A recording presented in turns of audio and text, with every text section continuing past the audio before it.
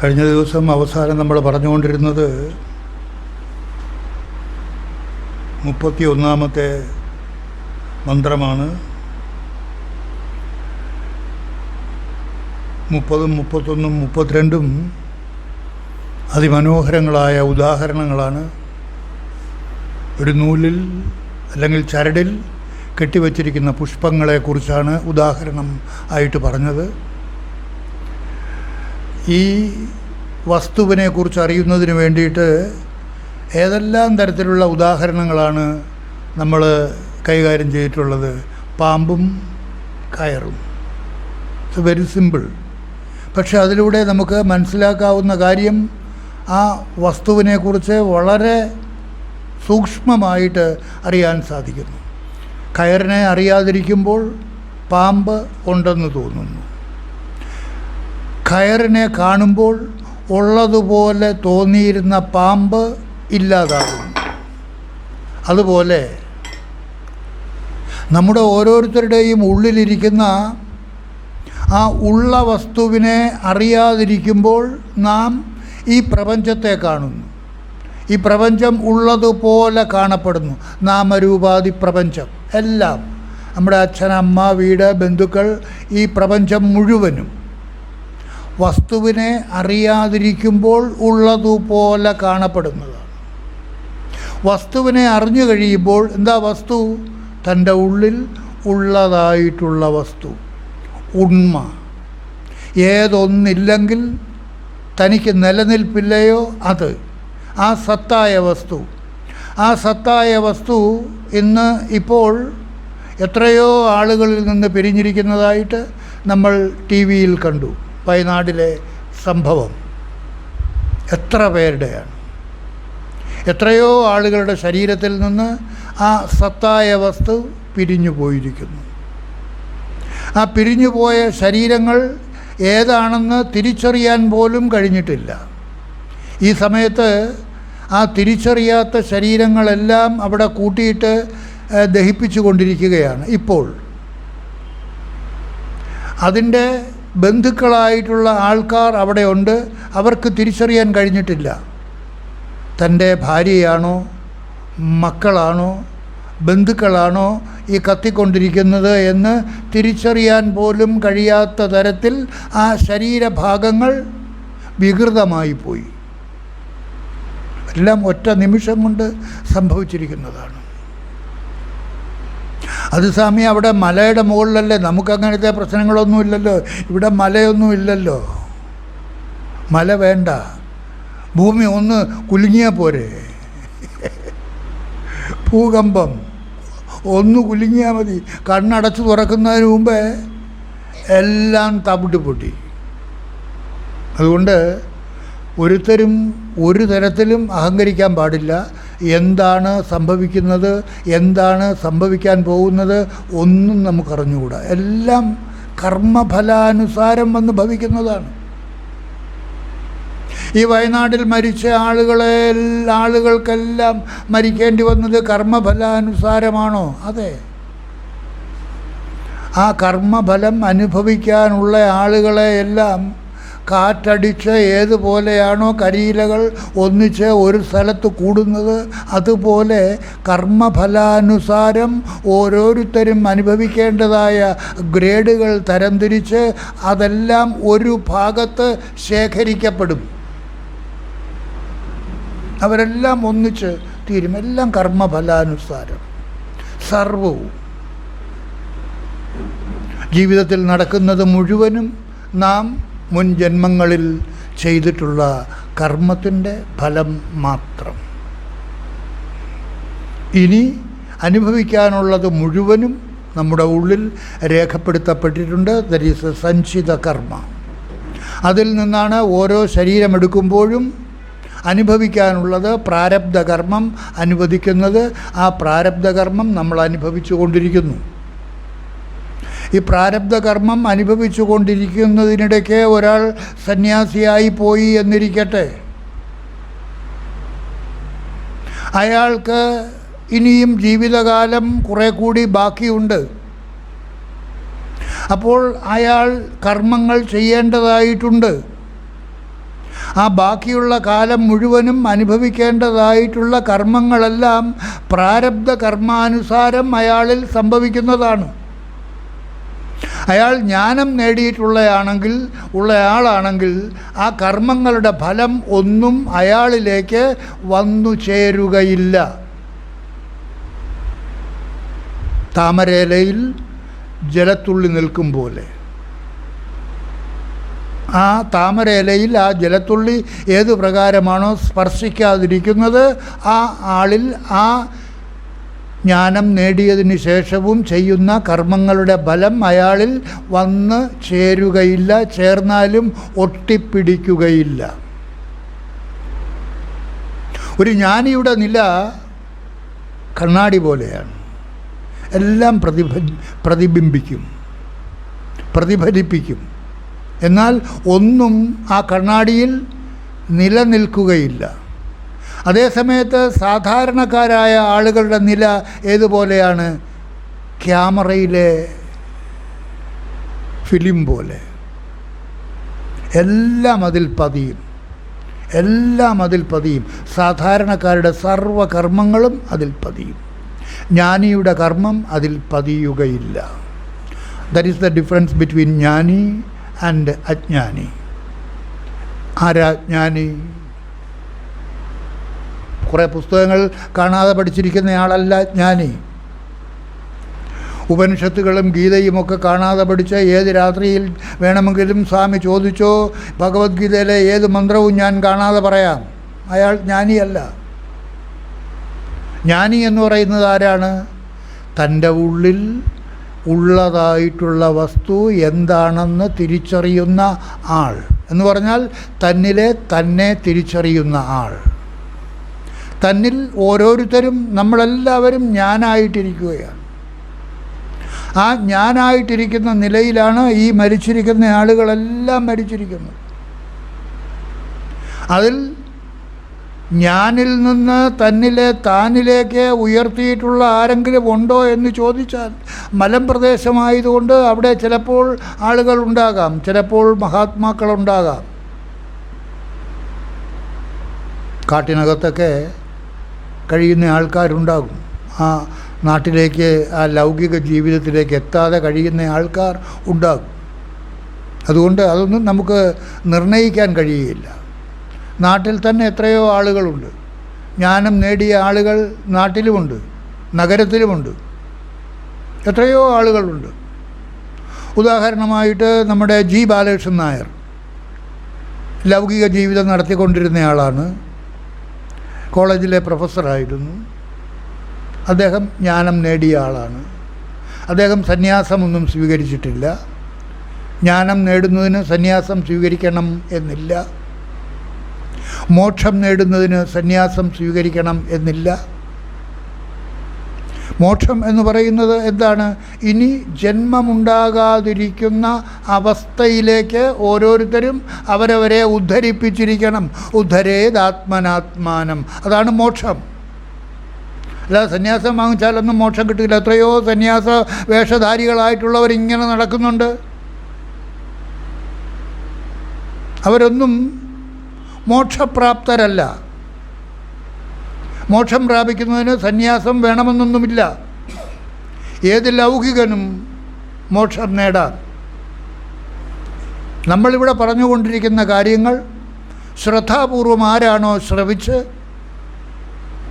ഞാനെന്ന് പറയുന്നത് ഈ നാമരൂപധാരിയായ ഞാനല്ല, ആ ഞാനിനെയും പ്രകാശിപ്പിച്ചുകൊണ്ട് ഈ ശരീരത്തിൽ സ്വയം പ്രകാശിച്ചു നിൽക്കുന്ന ആ ചൈതന്യ സ്വരൂപം, ഞാൻ ഉറങ്ങിക്കിടക്കുമ്പോൾ പോലും ആ ഉറക്കത്തിനും സാക്ഷിയായിട്ട് ഉറങ്ങാതെ ഉണർവോടുകൂടി എന്നിൽ പ്രകാശിച്ചു നിൽക്കുന്ന ആ ബോധസ്വരൂപം, അതാണ് എന്നിലെ യഥാർത്ഥ ഞാൻ. അതിനെ നമ്മൾ ബഹുമാന പുരസ്സരം വിളിക്കുകയാണ് താൻ എന്ന്. എന്നിലെ താൻ. എന്നിലെ ഞാൻ ലിമിറ്റഡായി ഈ ശരീരത്തിൽ മാത്രം. പക്ഷേ എന്നിലെ താൻ എല്ലാ ശരീരങ്ങളിൽ കൂടിയും കടന്നു പോകുന്ന സർവാന്തര്യാമി, സർവേശ്വര ചൈതന്യം. അതാണ് തൻ്റെ യഥാർത്ഥ സ്വരൂപം എന്ന് ഒരാൾ തിരിച്ചറിഞ്ഞാൽ അയാൾ ഈശ്വരത്വത്തിലേക്ക് ഉയരുകയാണ് ചെയ്യുന്നത്. അയാൾ ഈശ്വരൻ തന്നെ ആയിരിക്കുകയാണ്. നമ്മൾ അദ്വൈതാനുഭൂതിയിലെ 31-ാമത്തെ മന്ത്രത്തിലേക്ക് കടന്നപ്പോൾ അതിൽ പറഞ്ഞിരിക്കുന്ന ആ സൂത്രം, ഉത്തമാദീനി പുഷ്പാണി വർത്തന്തേ സൂത്രകേ യഥാ ഉത്തമാദ്യസ്തദാ ദേഹ വർത്തന്തേ മയി സർവദാ.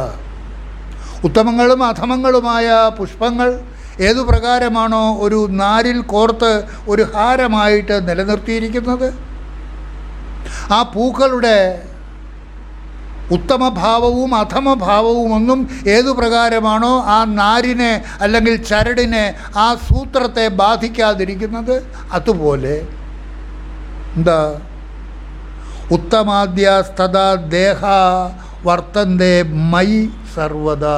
എന്നിൽ നല്ലതും ചീത്തയുമായ അനവധി ശരീരങ്ങൾ എന്നിൽ കാണപ്പെടുന്നു, എന്നിൽ കോർക്കപ്പെട്ടിരിക്കുന്നു, ഒരു സൂത്രത്തിൽ കോർക്കപ്പെട്ടിരിക്കുന്നത് പോലെ.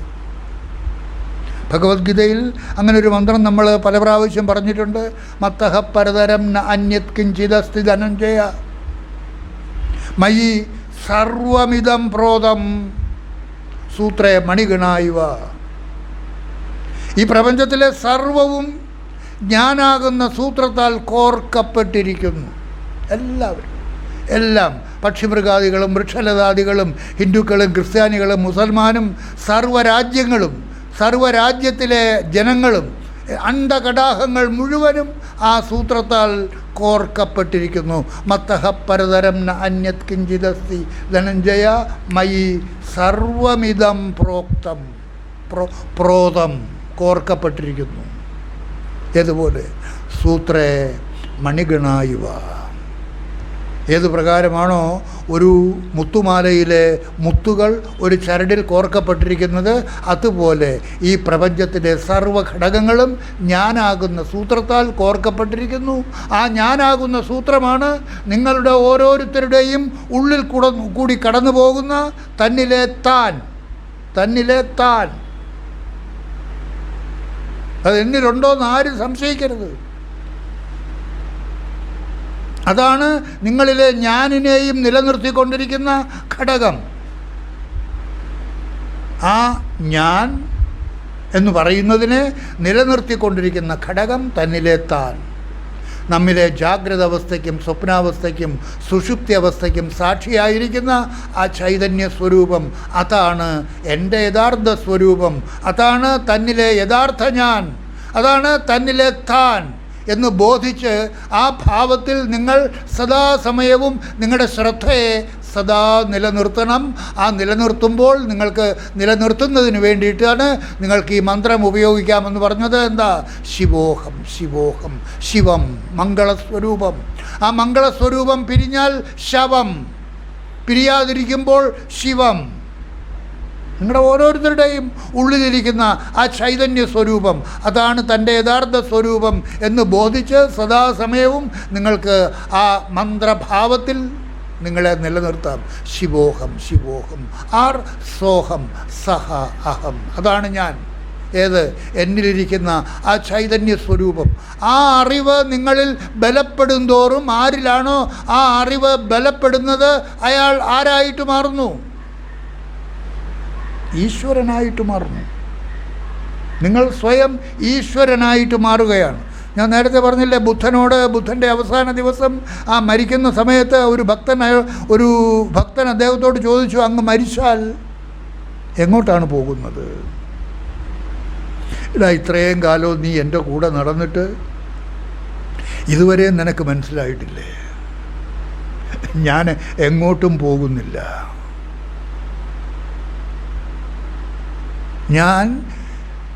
എന്നിട്ട് ബുദ്ധൻ പറഞ്ഞു, ബുദ്ധൻ എന്നൊരാൾ ജനിച്ചിട്ടേയില്ല, ജീവിച്ചിട്ടേയില്ല, സഞ്ചരിച്ചിട്ടേയില്ല, പ്രഭാഷണം നടത്തിയിട്ടേയില്ല. ബുദ്ധൻ എന്നൊരാൾ. കാരണം എന്താ? ബുദ്ധൻ ബോധോദയത്തിലേക്ക് ഉയർന്നു കഴിഞ്ഞപ്പോൾ ബുദ്ധനിലെ ഞാനാകുന്ന ബുദ്ധൻ അപ്രത്യക്ഷനായി. ബുദ്ധനിലെ ഞാനാകുന്ന ആ നാമരൂപം അപ്രത്യക്ഷമായി. അതുകൊണ്ടാണ് അന്ന് ബുദ്ധൻ പറഞ്ഞത്, ഞാൻ ജനിച്ചിട്ടേയില്ല. അറിഞ്ഞപ്പോൾ എന്താ അറിഞ്ഞത്? ഈ ജനിച്ച് ഞാനായിട്ട് സിദ്ധാർത്ഥനായിട്ട് ജീവിച്ചു കൊണ്ടിരിക്കുന്ന ഞാൻ ഏതുപോലെയാണ്? കയറിൽ കാണപ്പെടുന്ന പാമ്പ് പോലെ.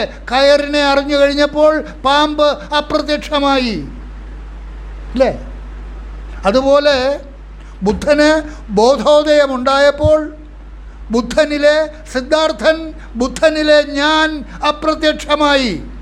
അതുകൊണ്ടാണ് ബുദ്ധൻ പറഞ്ഞത്, ഞാൻ ജനിച്ചിട്ടുമില്ല, ഞാൻ ഒരിടത്തും നടന്നു പോയിട്ടില്ല. അപ്പോൾ ആളുകളൊക്കെ പറഞ്ഞു, ഞങ്ങൾ അങ്ങയോടൊപ്പം വന്നിട്ടുണ്ടായിരുന്നല്ലോ, ഞങ്ങൾ അങ്ങയോടൊപ്പം എവിടെയെല്ലാം പ്രഭാഷണത്തിന് വേണ്ടി വന്നിട്ടുണ്ട്.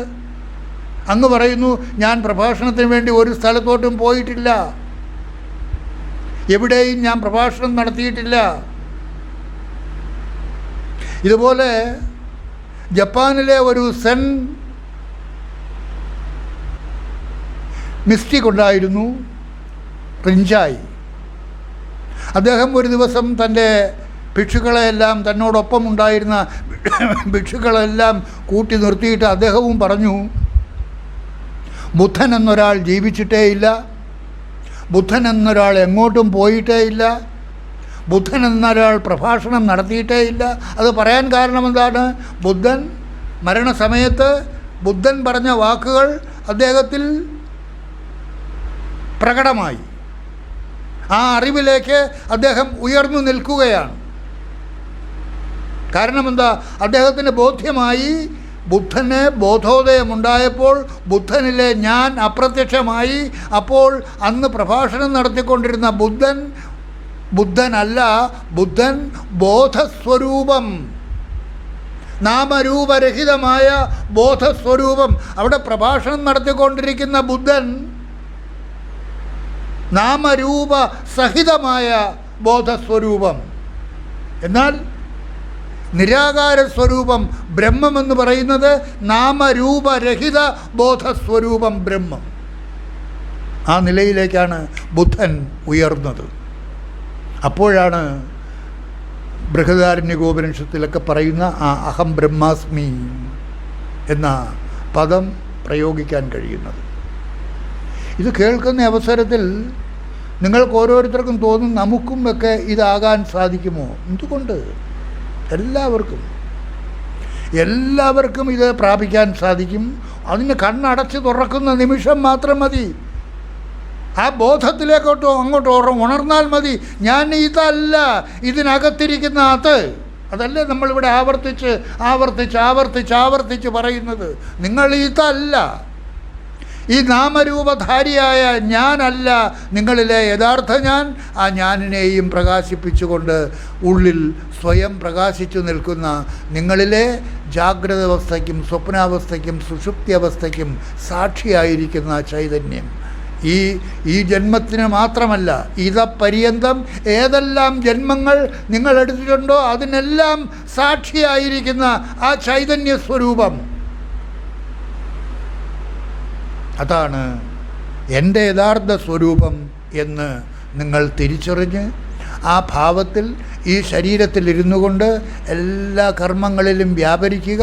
ആ കർമ്മങ്ങളൊന്നും നിങ്ങൾ ചെയ്യുന്നതല്ല, ആ കർമ്മങ്ങളെല്ലാം നിങ്ങളിൽ കൂടി പ്രവഹിക്കുകയാണ് ചെയ്യുന്നത്. പ്രാരബ്ധാനുസാരം നിങ്ങളിൽ കൂടി പ്രവഹിക്കുകയാണ് ചെയ്യുന്നത്. അവിടെ എന്തെല്ലാമാണോ സംഭവിക്കേണ്ടതായിട്ടുള്ളത് അതെല്ലാം നിങ്ങളുടെ ശ്രമം കൂടാതെ സംഭവിച്ചു കൊണ്ടിരിക്കും. ഉദാഹരണം വയനാട്. എന്തെല്ലാമാണ് അവിടെ സംഭവിച്ചിരിക്കുന്നത്. എത്രയെത്ര ആളുകളുടെ സങ്കല്പങ്ങൾ, ജീവിത പ്രാരബ്ധങ്ങൾ എല്ലാം പൊലിഞ്ഞുപോയി. സർവസന്നാഹത്തോടുകൂടി ജീവിച്ചിരുന്ന ആൾക്കാരെല്ലാം ഏതെങ്കിലും വീടിൻ്റെ വരാന്തയിൽ ഒരു ഗ്ലാസ് വെള്ളത്തിന് വേണ്ടി കൈയും നീട്ടിക്കൊണ്ടിരിക്കുന്നു. അവരുടെ വീട്ടിൽ കോടിക്കണക്കിന് രൂപയുണ്ടായിരുന്നു. അതൊന്നും പ്രയോജനപ്പെടുന്നില്ല. ഒരു ഗ്ലാസ് വെള്ളം കിട്ടണമെങ്കിൽ കനിവോടുകൂടി ആരെങ്കിലും കൊണ്ടു കൊടുത്താൽ മാത്രമേ കുടിക്കാനുള്ളൂ എന്ന നിലയ്ക്ക് അവർ കഴിഞ്ഞുകൊണ്ടിരിക്കുകയാണ്. അവർക്കെല്ലാം വേണ്ട രീതിയിലുള്ള സഹായങ്ങൾ നാടിൻ്റെ നാനാഭാഗത്തു നിന്ന് എത്തിക്കൊണ്ടിരിക്കുന്നുണ്ട്. അതെല്ലാം നിങ്ങൾ വായിച്ചറിയുന്നുണ്ട്. മലയാളികൾക്ക് ആ തരത്തിലുള്ള ഒരു തിരിച്ചറിവുണ്ട്. ഇങ്ങനെ ഒരു സംഭവമുണ്ടായാൽ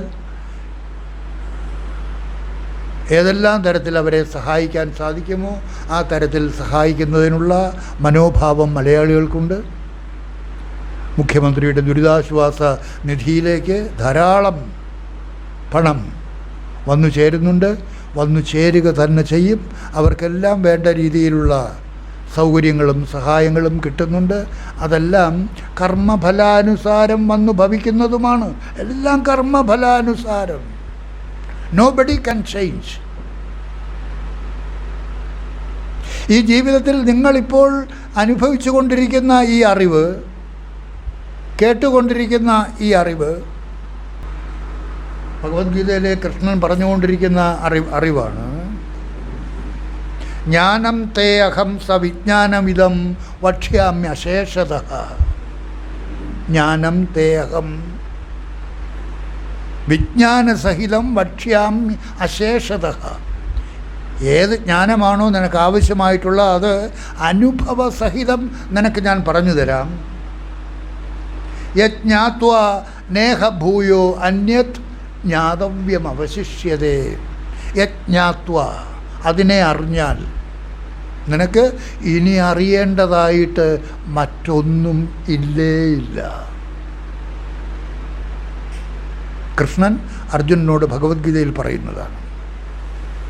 ജ്ഞാനം തേ അഹം സവിജ്ഞാനമിതം വക്ഷ്യാമ്യശേഷതഃ യജ്ഞാത്വാ നേഹഭൂയോ അന്യത് ജ്ഞാതവ്യമവശിഷ്യതേ. അതിനെ അറിഞ്ഞാൽ, നിങ്ങൾ കേട്ടുകൊണ്ടിരിക്കുന്നത് ആ ജ്ഞാനമാണ്, ആ അറിവാണ്.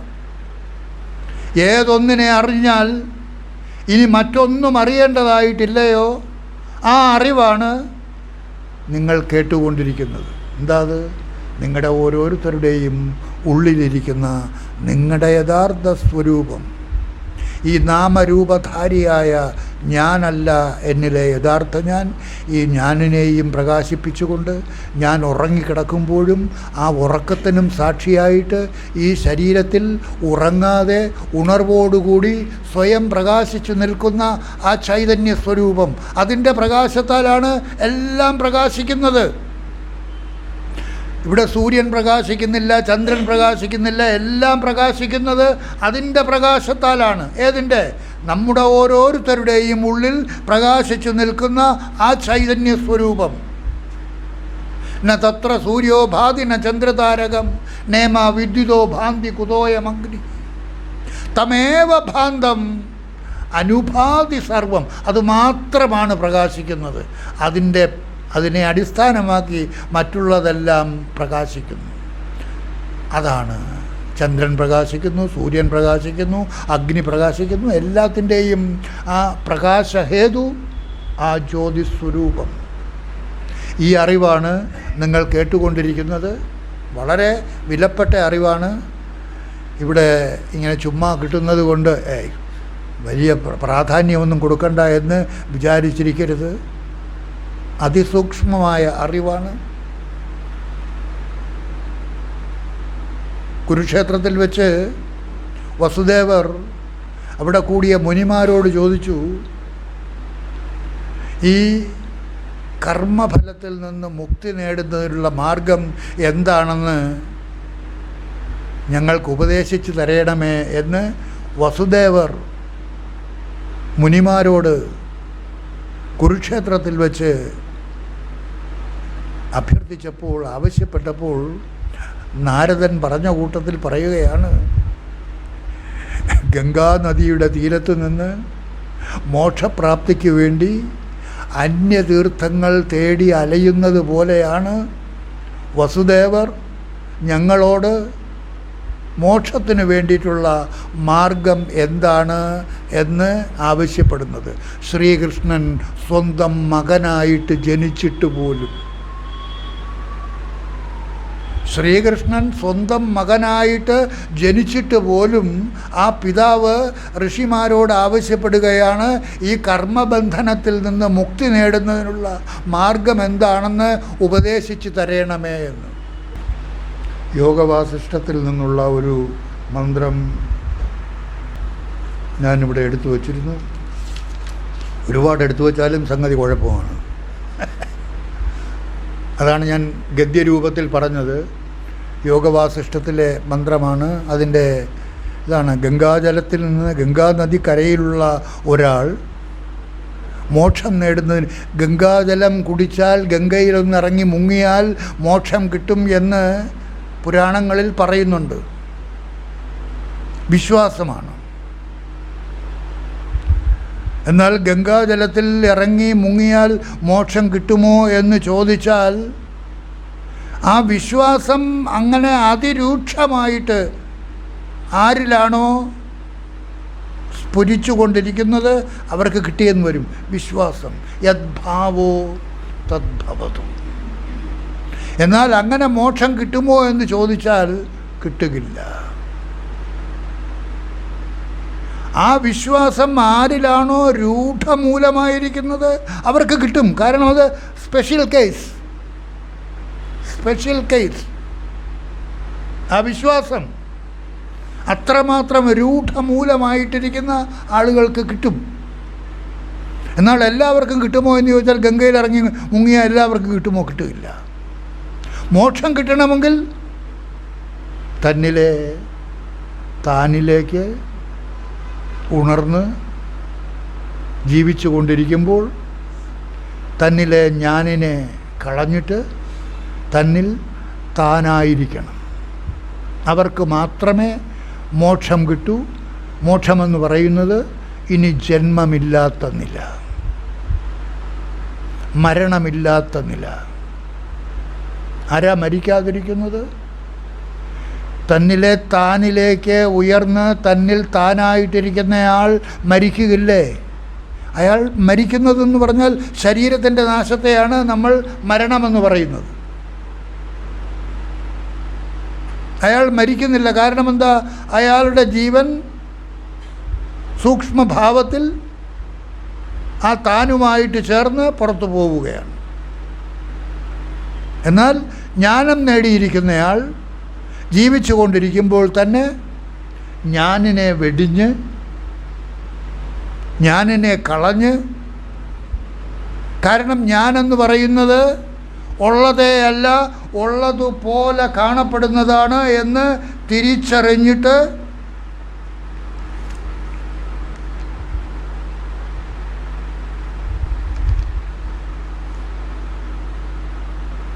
തിരിച്ചറിഞ്ഞതെങ്ങനെയാണ്? അധിഷ്ഠാനത്തെ തിരിച്ചറിയുന്നത്. രജ്ജുഖണ്ഡേ പരിജ്ഞാതേ സർപ്പരൂപം ന തിഷ്ഠതി.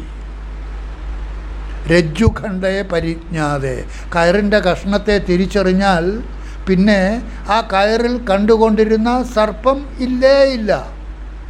അതുപോലെ നിങ്ങളിലുള്ള തന്നിലെ തന്നെ തിരിച്ചറിഞ്ഞ് ഈ ഞാനിൽ നിന്ന് നിങ്ങളുടെ ശ്രദ്ധയെ തന്നിലെ താനിലേക്ക് മാറ്റിക്കഴിഞ്ഞാൽ പിന്നെ ഞാനില്ല.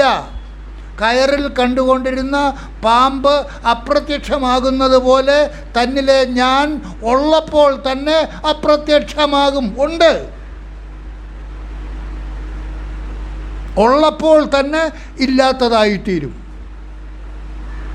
എന്തുകൊണ്ടാണ് ഉള്ളപ്പോൾ തന്നെ ഇല്ലാത്തതായിത്തീരുന്നത്? പ്രാരബ്ധ പര്യന്തം, പ്രാരബ്ധം തീരുന്നതുവരെ ആ ഞാൻ ഉണ്ടായിരിക്കും. നമ്മൾ ഫാനിൻ്റെ സ്വിച്ച് ഓഫ് ചെയ്താലും ഉടനെ കറക്കാൻ നിൽക്കുന്നില്ല.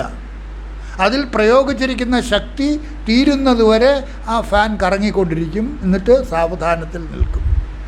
അതുപോലെ ജ്ഞാനം നേടിക്കഴിഞ്ഞാലും പ്രാരബ്ധാനുസാരം എത്ര കാലമാണോ നമുക്ക് ജീവിക്കാനുള്ളത് അത്രയും കാലം വരെ ഈ ഞാൻ തുടർന്നുകൊണ്ടേയിരിക്കും. പമ്പരം കറക്കി നൂലിൽ ചുറ്റി അങ്ങോട്ട് എറിഞ്ഞ് വലിച്ചിങ്ങോട്ട് പിടിച്ചാൽ അത് കുറേ നേരം നിന്ന് കറങ്ങി അതിൽ പ്രയോഗിച്ചിരിക്കുന്ന ശക്തി തീരുന്നതുവരെ കറക്കം തുടരും, അതിനുശേഷം താഴെ വീഴും. അതുപോലെ പ്രാരബ്ധ കർമ്മം ഏതുവരെ നമുക്ക് അനുവദിച്ചിട്ടുണ്ടോ അതുവരെ തുടരുക തന്നെ ചെയ്യും. ഇതിനിടയ്ക്ക് ഏതൊരാളാണോ ഈ തരത്തിലുള്ള സത്സംഗങ്ങളിലൂടെ തൻ്റെ യഥാർത്ഥ സ്വരൂപം ഇന്നതാണെന്ന് തിരിച്ചറിഞ്ഞ് അരയന്നം പാലിൽ നിന്ന് വെള്ളത്തെ നീക്കിയിട്ട് പാല് മാത്രം ഭുജിക്കുന്നത് പോലെ യഥാ നീരാത് ക്ഷീരം പൃഥകൃത്യ ഹംസോ ഭവതി ന അന്യഥ.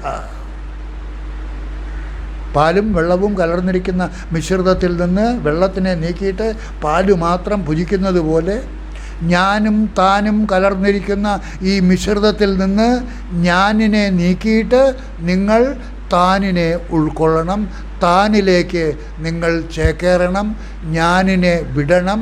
കാരണം എന്താ? ഞാനെന്ന് പറയുന്നത് ഒരിക്കലും ഉണ്ടായിട്ടേ ഇല്ല.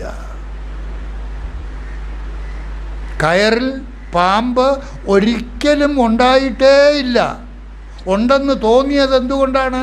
കയറിനെ കുറിച്ചുള്ള അറിവില്ലാത്തത് കൊണ്ട്. എന്നാണോ കയറാണെന്നുള്ള ബോധത്തിലേക്ക് ഉയരുന്നത് അപ്പോൾ മുതൽ പിന്നെ പാമ്പില്ല. അതുപോലെ എന്നിലെ നാമരൂപരഹിതമായ ആ സാക്ഷി ചൈതന്യം, ആ ബോധസ്വരൂപം, അതാണ് എൻ്റെ യഥാർത്ഥ സ്വരൂപം, എന്നിലെ യഥാർത്ഥ ഞാൻ, അതാണ് എന്നിലെ താൻ എന്ന് ബോധിച്ച് അതിലേക്ക് ആരാണോ സദാസമയവും തൻ്റെ ശ്രദ്ധയെ ഉറപ്പിച്ച് ആ ഭാവം സദാ നമ്മിൽ നിലനിൽക്കുന്നതിന് വേണ്ടിയിട്ട്, ആ ഭാവന സദാ നിലനിർത്തുന്നതിന് വേണ്ടിയിട്ടാണ് സോഹം സോഹം സോഹം സോഹം ശിവോഹം ശിവോഹം ശിവോഹം സദാ ആ മന്ത്രജപം തുടരണം. എന്തിന്? ആ ഭാവം നമ്മുടെ ഉള്ളിൽ നിലനിർത്തുന്നതിന് വേണ്ടിയിട്ട്. ജന്മജന്മാന്തരങ്ങളായിട്ട് നമ്മിൽ തുടരുന്ന ഭാവം എന്താണ്? ഞാൻ ഭാവമാണ്. നമ്മിൽ ജന്മജന്മാന്തരങ്ങളായിട്ട് എത്രയോ ജന്മങ്ങൾ നമ്മൾ മനുഷ്യ ശരീരത്തിൽ ജീവിച്ചിട്ടുണ്ട്. ഏതെല്ലാം ജാതികളിൽ, ഏതെല്ലാം മതങ്ങളിൽ കൂടി നാം കടന്നു വന്നിട്ടുണ്ട്. ഇന്ന് ഹിന്ദു ആയിരിക്കാം, നിങ്ങളുടെ മുമ്പ് വേറെ ക്രിസ്ത്യാനായിരുന്നിരിക്കാം, മുസൽമാനായിരുന്നിരിക്കാം, വേറെ വിദേശങ്ങളിലായിരുന്നിരിക്കാം, ഏതെല്ലാം തരത്തിൽ നിങ്ങൾ ജീവിച്ചിട്ടുണ്ട്. അപ്പോഴെല്ലാം ഉള്ള ഞാൻ ഭാവം നമ്മിൽ തുടരുന്നുണ്ട്. ആ ഞാൻ ഭാവത്തിൽ നിന്ന് നിങ്ങളുടെ ശ്രദ്ധ മാറണമെന്നുണ്ടെങ്കിൽ നിങ്ങൾ തന്നെ സ്വയം അതിനു വേണ്ടി വഴിയൊരുക്കണം. അതിനാണ് ഈ മന്ത്രം. എന്താ? ശിവോഹം ശിവോഹം ശിവോഹം, അല്ലെങ്കിൽ സോഹം സോഹം സോഹം. ഇത് ഏതെങ്കിലും വ്യക്തിയെ കുറിക്കുന്നതല്ല, ഏതെങ്കിലും നാമരൂപധാരിയായ ദൈവത്തെ കുറിക്കുന്നതല്ല. എന്താണ്? നിങ്ങളുടെ ഓരോരുത്തരുടെയും ഉള്ളിലിരിക്കുന്ന നാമരൂപരഹിതമായ ആ ചൈതന്യസ്വരൂപം, ആ ബോധസ്വരൂപം, അതാണ് എൻ്റെ യഥാർത്ഥ സ്വരൂപം എന്ന ഭാവം നമ്മിൽ സദാ നിലനിൽക്കുന്നതിന് വേണ്ടിയിട്ട് എപ്പോഴും ഈ മന്ത്രം നിങ്ങൾ ശീലമാക്കണം. ശിവോഹം ശിവോഹം ശിവം മംഗളസ്വരൂപം, അതാണ് അതിൻ്റെ അർത്ഥം. ശിവം മറ്റേ പാമ്പൊക്കെ ഇട്ട പാർട്ടിയെ അല്ല ഉദ്ദേശിക്കുന്നത്. ശിവം മംഗളസ്വരൂപം. ആ ശിവം പിരിഞ്ഞാൽ ശവം, അമംഗളസ്വരൂപം. വയനാട്ടിൽ ഇപ്പോൾ കിടക്കുന്ന ജഡങ്ങളെല്ലാം അമംഗളസ്വരൂപങ്ങളാണ്. ശിവം പിരിഞ്ഞു. നമ്മുടെ ഉള്ളിൽ നിന്ന് ആ ശിവം പിരിഞ്ഞിട്ടില്ല. ആ പിരിയാതിരിക്കുന്ന ശിവസ്വരൂപം, ആ മംഗളസ്വരൂപമാണ് എൻ്റെ യഥാർത്ഥ സ്വരൂപം എന്ന് ബോധിച്ച് ആ ഭാവത്തിലേക്ക് തൻ്റെ ശ്രദ്ധയെ ആരാണോ സദാ ഉയർത്തുന്നത്, അതാണ് ഉദ്ധരേതാത്മനാത്മാനം. ആരാണോ അതിലേക്ക് തന്നെ തൻ്റെ ശ്രദ്ധയെ ഉയർത്തി നിരന്തര വിചാരത്തിലൂടെ അതിൽ സ്ഥിതി നേടുന്നത് അവനെയാണ് സ്ഥിതപ്രജ്ഞൻ എന്ന് പറയുന്നത്. അവൻ്റെ പ്രജ്ഞാബോധം അതിൽ സ്ഥിരപ്പെട്ടു. സ്ഥിരപ്രജ്ഞൻ അല്ലെങ്കിൽ സ്ഥിതപ്രജ്ഞൻ, അതിൽ സ്ഥിതി നേടിയവൻ. ആർക്കുമാകാം. ഇതിന് ഒരു പ്രതിബന്ധങ്ങളുമില്ല. അതാണ് എപ്പോഴും പറഞ്ഞു, നിങ്ങൾ സന്യാസിയാകേണ്ട, കുടുംബം കളയേണ്ട, ബി വിത്ത് എവ്രിതിങ്, എല്ലാത്തിൻ്റെയും നടുവിലിരുന്നു കൊണ്ട് 24 മണിക്കൂറും നിങ്ങൾ കുടുംബത്തിന് വേണ്ടി ചെലവഴിക്കുമ്പോൾ 1 മണിക്കൂർ നിങ്ങൾക്ക് വേണ്ടി മാറ്റിവെക്കണ്ടേ? 24 മണിക്കൂറും നിങ്ങൾ കുടുംബത്തിന് വേണ്ടി ചെലവഴിച്ചു, 1 മണിക്കൂർ നിങ്ങൾക്ക് വേണ്ടി മാറ്റിവെക്കുന്നില്ലെങ്കിൽ ഈ മനുഷ്യ ജന്മം കിട്ടിയിട്ട് എന്ത് പ്രയോജനം? നിങ്ങൾക്ക് വേണ്ടി എന്ത് ചെയ്തു? 1 മണിക്കൂർ നിങ്ങൾക്ക് വേണ്ടി. എപ്പോഴാണ് സ്വാമി സമയം? 1 മണിക്കൂർ പോലും എടുക്കാനില്ല. കാരണം നേരം വെളുത്താൽ കിടന്നുറങ്ങുന്നതുവരെ കഠിനമായ വ്യാപാരത്തിലാണ്, ജോലിയിലാണ്. ഒരു സമയം പോലും വിശ്രമമില്ലാത്ത നിരന്തരമായ അധ്വാനത്തിലാണ് ഓരോരുത്തരും. അത് ഗവൺമെൻറ് ജോലിയായാലും ശരി, വീട്ടുജോലിയായാലും ശരി, ഗൃഹഭരണമായാലും ശരി, എല്ലാം ഒരു നിമിഷം പോലും ഇല്ലാതെ നമ്മളെല്ലാവരും ആ കർമ്മത്തിൽ ഭാഗഭാക്കുകളാണ്.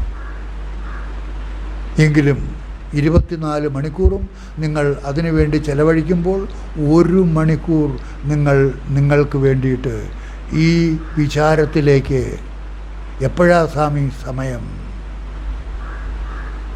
ഉറങ്ങാൻ കിടക്കുമ്പോൾ.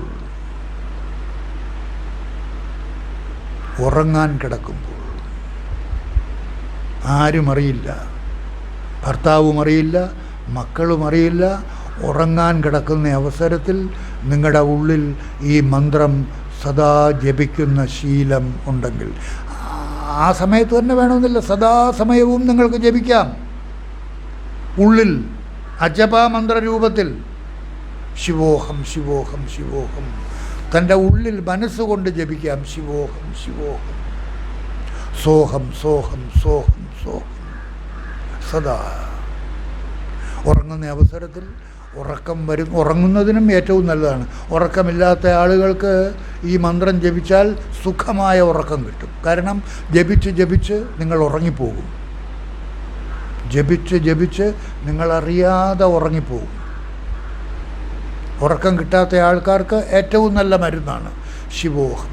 മനസ്സുകൊണ്ട് ശിവോഹം ശിവോഹം ശിവോഹം ശിവോഹം എന്ന് നിങ്ങൾ തുടർച്ചയായിട്ട് ജപിച്ചുകൊണ്ടിരുന്നാൽ നിങ്ങളറിയാതെ ഉറങ്ങും. അല്ലെങ്കിൽ സോഹം സോഹം സോഹം സോഹം ജപിച്ചുകൊണ്ടിരുന്നാൽ ഉറക്കമില്ലാത്ത സർവ്വ ആളുകൾക്കും വളരെ എളുപ്പം ഉറക്കം കിട്ടും. അതുകൊണ്ട് 2 ഫലമാണ് ഉണ്ടാകുന്നത്. ഒന്ന്, എളുപ്പത്തിൽ ഉറക്കവും കിട്ടും. മറ്റൊന്ന്, നമ്മൾ ഏതിലേക്കാണോ ഉയരേണ്ടതായിട്ടുള്ളത് അതിലേക്ക് നമ്മെ ഉയർത്തിക്കൊണ്ടിരിക്കുകയാണ്. കാരണം മറ്റുള്ള വ്യാവഹാരിക തലത്തിൽ നിന്നുകൊണ്ട് നമുക്കതിന് സമയം കിട്ടാതിരിക്കുമ്പോൾ ഉറക്കത്തിൽ നമ്മളതിനു വേണ്ടി സമയം കണ്ടെത്തുന്നു. കാരണം അതിന് കഴിയുന്നില്ലെങ്കിൽ. മറ്റുള്ള വ്യാവഹാരിക ജീവിതത്തിൽ ജീവിച്ചു കൊണ്ടിരിക്കുന്ന ആൾക്കാർ ഏതെങ്കിലും സമയത്ത് ഈ കേൾക്കുന്നതിലൂടെ നിങ്ങൾക്ക് ആ വസ്തുവിലേക്ക് ബോധിക്കാൻ കഴിയുന്നില്ലെങ്കിൽ കരുതിക്കൊള്ളണം, നിങ്ങളുടെ മനസ്സിൽ മാലിന്യങ്ങൾ ഉണ്ട്. ഈ കേൾക്കുന്നത് മാത്രം മതി. ഈ കേൾക്കുന്ന ആ അറിയലെന്ന് പറയുന്നതും ആകലെന്ന് പറയുന്നതും രണ്ടും രണ്ടാണ്. ഈ കേൾക്കുന്നതിലൂടെ നിങ്ങൾ അറിയുന്നുണ്ട്, പക്ഷേ ആകുന്നില്ല. അറിയലും ആകലും രണ്ടാണ്. നമ്മൾ ആയിത്തീരണം. അതായിട്ടായിത്തീരണം. കേൾക്കുന്നത് കൊണ്ട് തന്നെ നിങ്ങൾക്കറിയാൻ സാധിക്കും, യെസ് ഈ ഞാനല്ല, എന്നിലെ ഞാൻ അറിയുന്നു, മനസ്സിലാവുന്നു. പക്ഷേ അതായിട്ട് മാറുന്നില്ല. അതായിട്ട് മാറണമെങ്കിൽ എന്താ കുഴപ്പം? മനസ്സിൽ മാലിന്യങ്ങളുണ്ട്. എഴുതിയിരിക്കുന്ന പേപ്പറിൽ ബ്ലോട്ടിംഗ് പേപ്പർ വെച്ച് ഒപ്പുന്നു, പക്ഷേ മഷി ഒപ്പി വരുന്നില്ല. എന്താ? ബ്ലോട്ടിംഗ് പേപ്പറിൽ എണ്ണമയം. എണ്ണമയമുള്ള ബ്ലോട്ടിംഗ് പേപ്പർ വെച്ച് ഒപ്പിയാൽ ഏതു പ്രകാരമാണോ മഷി അബ്സോർബ് ചെയ്യപ്പെടാതിരിക്കുന്നത്, അതുപോലെ ഈ കേൾക്കുന്ന കാര്യങ്ങൾ നിങ്ങളുടെ ഉള്ളിലേക്ക് ആകലായി തീരാതിരിക്കുന്നത്, അതായിത്തീരാൻ കഴിയാതിരിക്കുന്ന അവസ്ഥയ്ക്ക് കാരണമെന്താണ്? മനസ്സാകുന്ന ബ്ലോട്ടിംഗ് പേപ്പറിൽ എണ്ണയാകുന്ന അഴുക്ക് ഇരിക്കുന്നു. ആ അഴുക്ക് മാറണമെങ്കിൽ നിങ്ങൾ ഏതെങ്കിലും സാധന അനുഷ്ഠിക്കണം. ജപം, ധ്യാനം, ഇതൊക്കെ അതിന് പറ്റിയതാണ്. ദിവസവും 1 മണിക്കൂറോ അല്ലെങ്കിൽ അരമണിക്കൂറോ നിങ്ങൾ അതിനു വേണ്ടിയിട്ട് മാറ്റിവെക്കണം. ഈ കേൾക്കുന്നതിലൂടെ നിങ്ങൾക്ക് അതിലേക്ക് ഉയരാൻ സാധിക്കുന്നില്ല എങ്കിൽ, കേൾക്കുന്നതിലൂടെ നിങ്ങൾക്ക് അതിലേക്ക് ഉയരാൻ സാധിക്കുമെങ്കിൽ ഒരു സാധനയുടെയും ആവശ്യമില്ല. നോ സാധന ഈസ് നീഡഡ്. സാധന ആർക്കാ ആവശ്യമായിട്ടുള്ളത്? മനോമാലിന്യം ഉള്ളവർക്ക്, ശുദ്ധ മനസ്സില്ലാത്തവർക്ക്, ചിത്തശുദ്ധി ഇല്ലാത്തവർക്ക് സാധന അത്യാവശ്യമാണ്. അതുകൊണ്ടാണ് ഈ ആധ്യാത്മിക മേഖലയിൽ ഇത്രയും സാധനങ്ങൾ നിഷ്കർഷിച്ചിരിക്കുന്നത്. സാധനാ ചതുഷ്ടയ സമ്പന്നന്മാർക്ക് മാത്രമേ ആധ്യാത്മികതയിലേക്ക് ഉയരാൻ കഴിയുകയുള്ളൂ എന്ന് പറയുന്നത് അതുകൊണ്ടാണ്. അതുകൊണ്ട് നിങ്ങൾക്ക് ഈ കേൾക്കുന്നതിലൂടെ അതിലേക്ക് ഒരു ഉയർച്ച ഉണ്ടാകുന്നില്ല എന്നൊരു തോന്നലുണ്ടെങ്കിൽ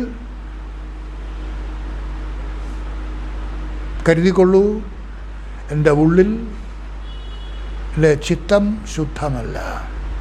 ചിത്തം ശുദ്ധമാകണം. അതിന് സാധന അനുഷ്ഠിക്കണം. എന്താ സാധന? എവിടെയെങ്കിലും ഒരു അരമണിക്കൂറോ 1 മണിക്കൂറോ നിങ്ങൾ ധ്യാനിക്കണം. സന്ധ്യയ്ക്ക് വിളക്ക് കൊളുത്തി വെച്ച് ആ ദീപത്തിലേക്ക് നോക്കിയിരുന്നാൽ മതി.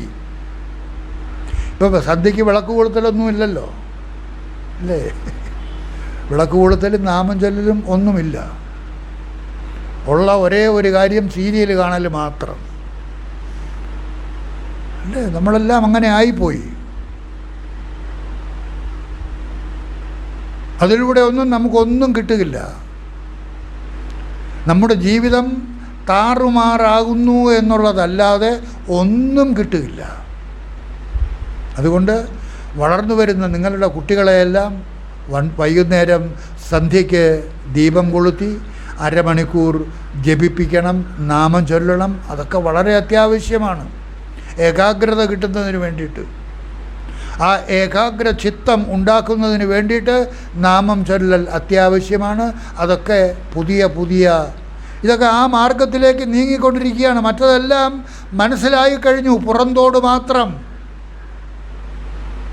അതൊന്നും പ്രയോജനമുള്ളതല്ല, അതൊന്നും ഒരു സ്ഥലത്തും എത്തിക്കുന്നതല്ല. അതുകൊണ്ട് ഓരോരുത്തരും എല്ലാ പ്രാരബ്ധങ്ങൾക്ക് നടുവിലും സമയമില്ലാത്ത സമയത്തും ജീവിതത്തിൽ അരമണിക്കൂറോ 1 മണിക്കൂറോ ധ്യാനത്തിന് വേണ്ടി, ജപത്തിന് വേണ്ടിയിട്ട് നിങ്ങൾ മാറ്റിവെക്കണം.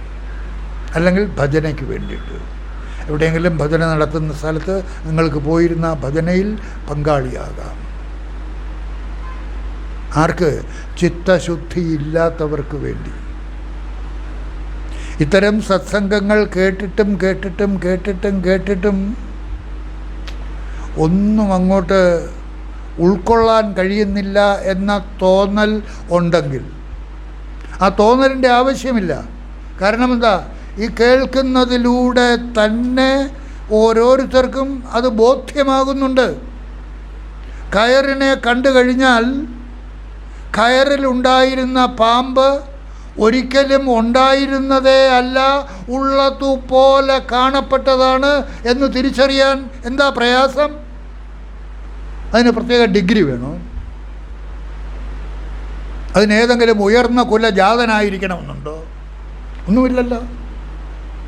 ആർക്കും ഏതൊരാളിനും ആ കേൾക്കുന്ന മാത്രയിൽ തന്നെ ആ നിലയിലേക്ക് ഉയരാൻ സാധിക്കും. അതുകൊണ്ട് കേൾക്കുന്നതിൽ ശ്രദ്ധാപൂർവം കേൾക്കുക. ഇത് കേൾക്കാൻ പോലും അവസരം കിട്ടുകയില്ല. ശ്രവണായ ബഹുബുർയോ ന ലഭ്യ, കേനോപനിഷത്തിൽ പറയുന്നതാണ്.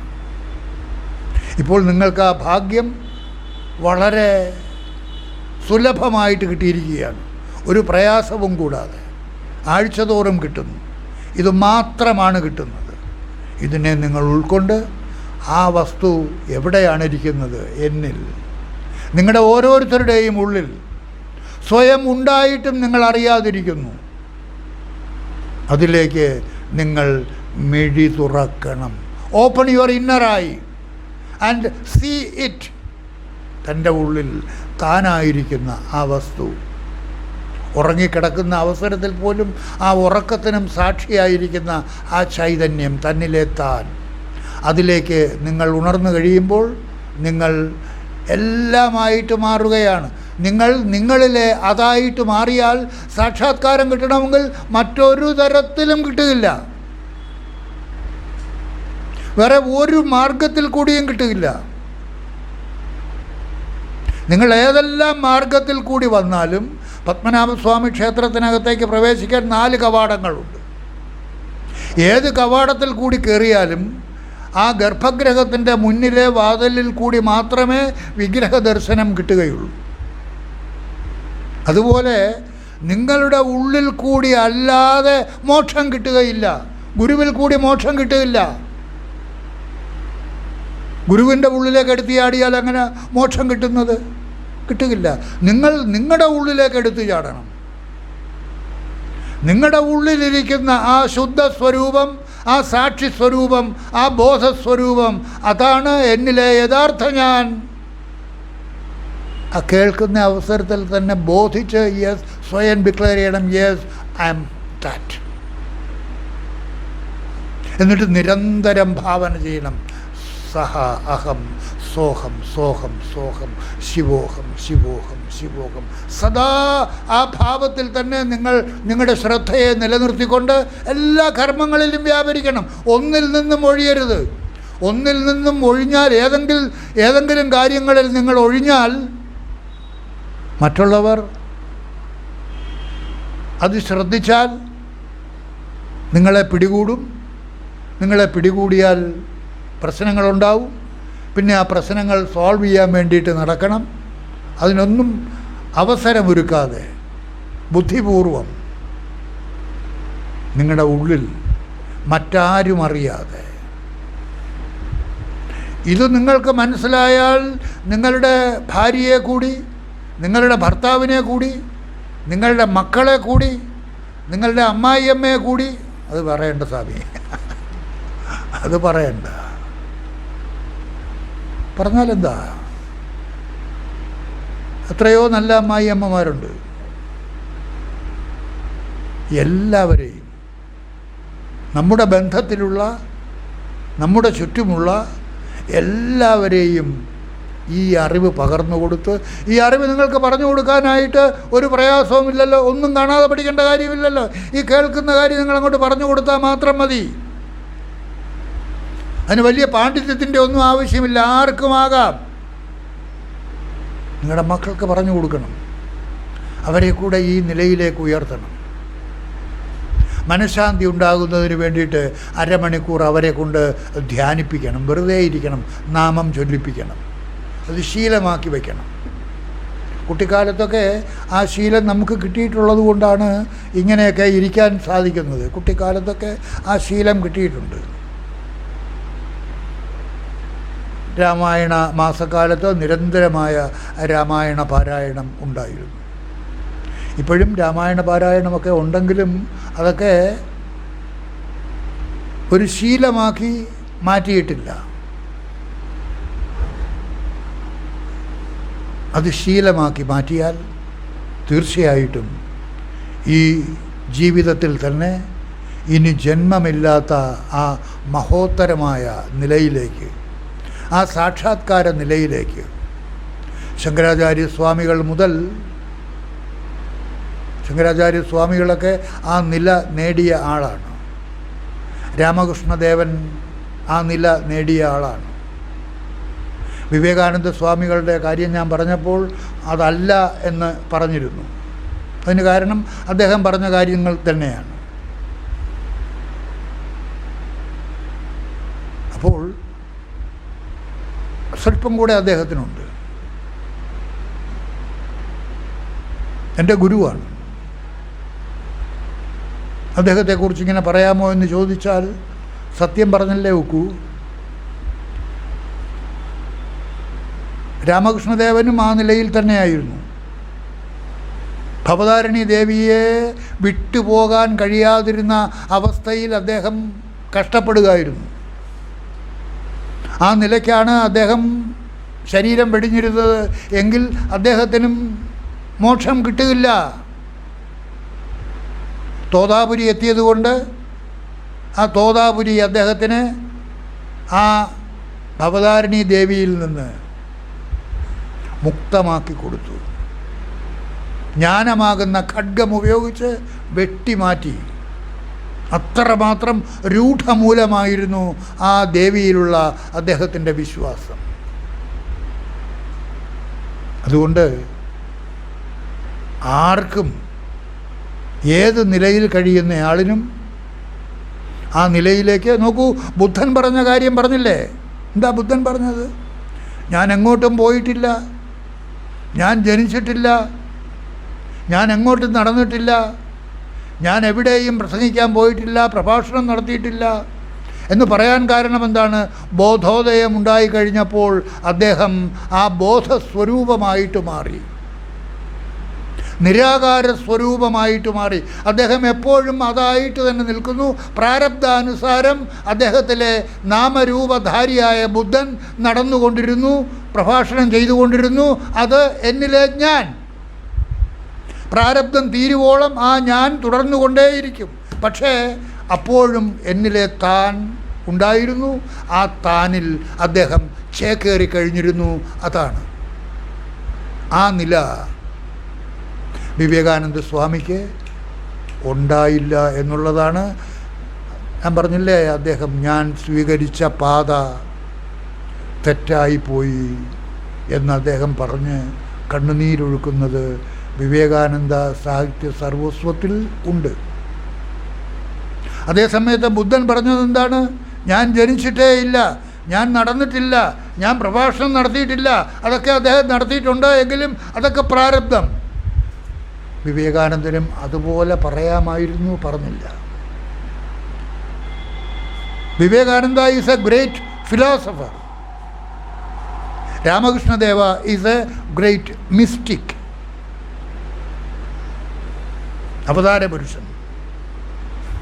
എല്ലാ മിസ്റ്റിക്കും അവതാര പുരുഷനല്ല. രാമകൃഷ്ണദേവൻ അവതാര പുരുഷൻ. Vivekananda Swami a great philosopher.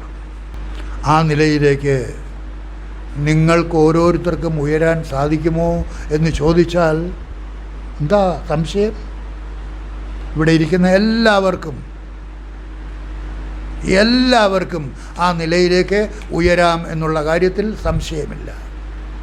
എന്താ വേണ്ടത്?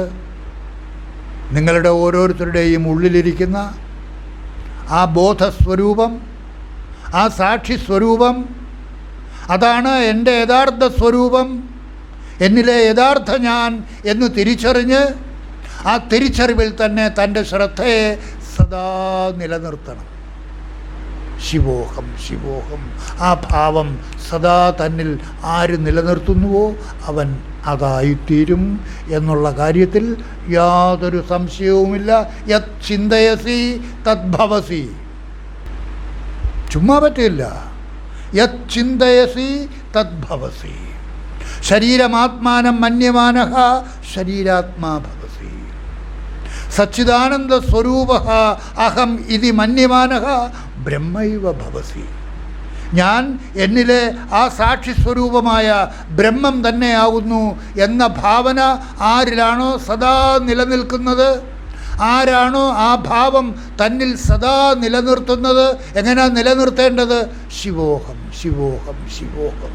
ആ ശിവോഹം എന്ന് പറയുമ്പോൾ ആ അർത്ഥം കൂടി നിങ്ങളിൽ പ്രകാശിക്കണം. എന്താ? എന്നിലെ നാമരൂപധാരിയായ ഞാനല്ല കുട്ടപ്പനോ ഗോപാലകൃഷ്ണനോ അല്ല, ഞാൻ നാമരൂപരഹിതമായ ആ സാക്ഷിസ്വരൂപം, ആ ബോധസ്വരൂപം, അതാണ് എന്നിലെ യഥാർത്ഥ ഞാൻ. അതാണ് സർവരുടെയും ഉള്ളിൽ കൂടി കടന്നു പോകുന്ന സർവാന്തര്യാമി, സർവേശ്വര ചൈതന്യം. അതാണ് തൻ്റെ യഥാർത്ഥ സ്വരൂപം, അതാണ് താൻ. അപ്പോൾ നിങ്ങൾക്ക് സ്വയം പ്രഖ്യാപിക്കാൻ സാധിക്കും, അഹം ബ്രഹ്മാസ്മി.